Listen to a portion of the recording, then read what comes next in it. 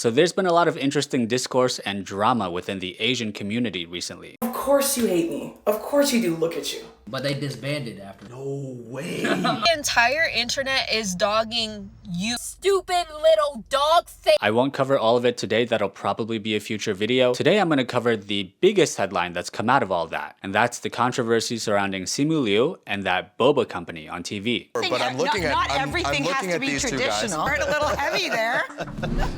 What we're not going to do is threaten people's physical safety. Let's get right into it. We've all heard of Shark Tank, right? The American TV show where people pitch their businesses to billionaire investors to secure funding. Well, there's a Canadian version of that called Dragon's Den. Simu Liu was on an episode where he was on the investor panel with 4 others, and these 2 came in with an idea.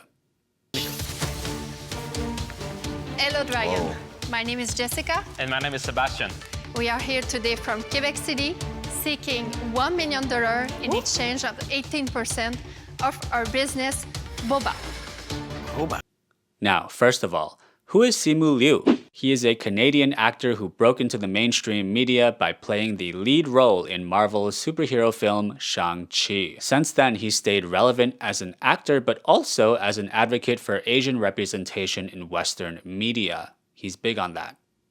Yeah. Just the way I remembered them. Representation matters.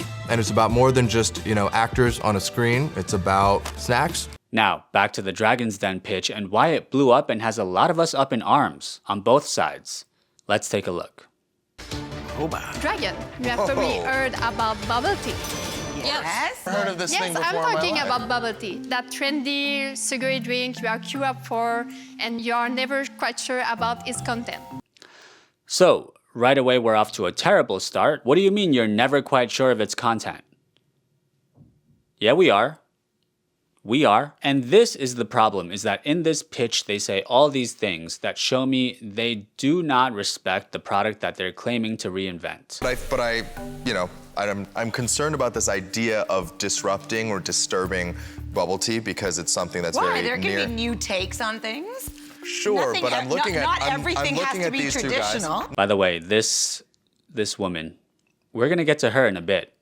No, but then there's also an issue of cultural appropriation. There's an issue of taking something that's very distinctly Asian in its identity and quote unquote making it better, which I have an issue with. It's a fine reaction, but I'm gonna expand on this a bit because very distinctly Asian doesn't mean anything. We're not saying that you can't make your own version of boba because it's too Asian for you. Let me explain. Boba, or bubble tea, is not just an Asian drink. It is a huge part of our culture, especially if you're Taiwanese, Chinese, or an Asian who grew up in the West. When a new boba shop opens up in New York or LA or anywhere with a large Asian population, we are lining up down the block, even though we are probably not expecting anything new. Boba has been in the West since the 90s. It's not a fad. In fact, it's such a big part of our culture and personalities that we make fun of ourselves for it. Hey, do you want to grab some drinks? Let me guess, boba. So what do you like to do for fun? Oh, I like Raving, shopping, getting boba with your friends. So, what do you want to do? I was thinking, I guess I'm boba. And so now, you 2 come along, and you think this market is so successful and cool that you want a piece. And we like that. We think that's great. We love when people drink our drinks and eat our food and watch our shows. And if you 2 had just come on and said, we love this drink, we think it's great, we want to use our time and resources to bring it to the masses, we would have loved that. But you messed it all up. Bubble tea, that trendy, sugary drink you are queued up for and you are never quite sure about its content. That's kind of rude. Guys, you won't believe it. I'm at a boba shop, but I have no idea what's in it.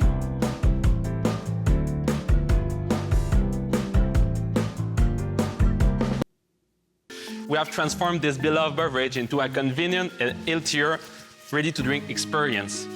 Okay, I'm not gonna sit here and tell everyone that boba is healthy, because it's not. But the main reason it's not is that people usually drink it with a lot of sugar. However, you can get reduced sugar or 0 sugar when you order at any shop. Am I missing something? I don't. I find the product a little too sweet for my own personal preference. That's suspicious. Okay, so I'm looking at your nutritional info. What is so healthy about this? I mean, this is ridiculous. Let's continue. But okay. But it's not an ethnical product anymore. Not with the popping bobas. Okay, but popping boba is not new. Popping boba or bubbles or pearls has been available as an addition to your bubble tea for ages. Actually, there are a lot of different things you can put in your bubble tea for those who might not know. It's not just black tapioca spheres, okay? And not even your canned popping boba is new. Here are some cans of popping boba that aren't yours. In a store. In Canada, where you two live. You fucking idiot. Not even your packaged popping boba is new. Here's someone holding up packaged popping boba. That's not yours. Huh. It seems like you have no idea what you're talking about. You're not passionate enough to have done any research. So why are you in this business? Made you guys get into this business? I was like looking at the data about bubble tea, and the popping boba was just rising everywhere in the world. So I was like, I need to come out with something. Oh, just to make money? Okay, speaking of just to make money, let's talk about the name of the business. So you're building a brand, and this is, I'll see if I can articulate this, but the name Boba, the industry is Boba, is it not? Is that a good thing being called Boba, or a bad thing? Well, they added a B. They just added a B to Boba. Their company is called Boba. What? Actually, that spelling pronounces Baba, but what do I know? Milk tea is so good. She said I had to try the Bobas in it this time, so I had the little, she said to shake it, and I think they're supposed to dissolve. You're a little confused, but he got the spirit. So right now we're rebranding, we're working with lawyer and everything, but at the end of the day, maybe we're gonna need to add a little word after the boba. Can you guys show an ounce of respect? Again, we're not saying that just because you're white, you cannot make your own bubble tea. We're saying if you're gonna make a product like yours and claim that it's healthier than ours, that it's innovative when it's not, and you're gonna call it boba, don't expect us to be quiet about it. It's a sensitive topic for us because honestly, we're used to this kind of disrespect. Let's see, should I go all the way back to the 1800s? Oh, I know, here's the thing that's pretty topical. So as a Vietnamese person, every single time I walk past this restaurant, it makes my blood boil. Not only is this restaurant white owned, but in 2013, they trademarked the word pho in the UK, and they started to sue independent Vietnamese businesses that had the name pho in their restaurant name. Do you know how insane that is? That is like trademarking the word fish and chips or kebab or sushi.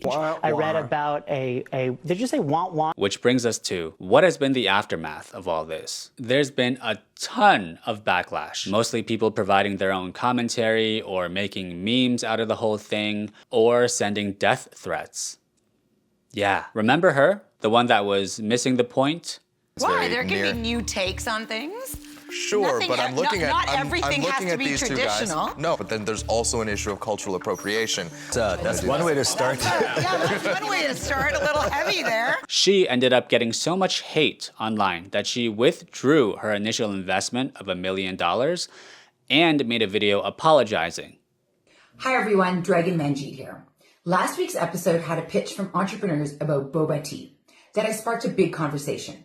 After more reflection, due diligence, and listening to many of your opinions, I will not be investing in boba tea. Is someone holding you hostage?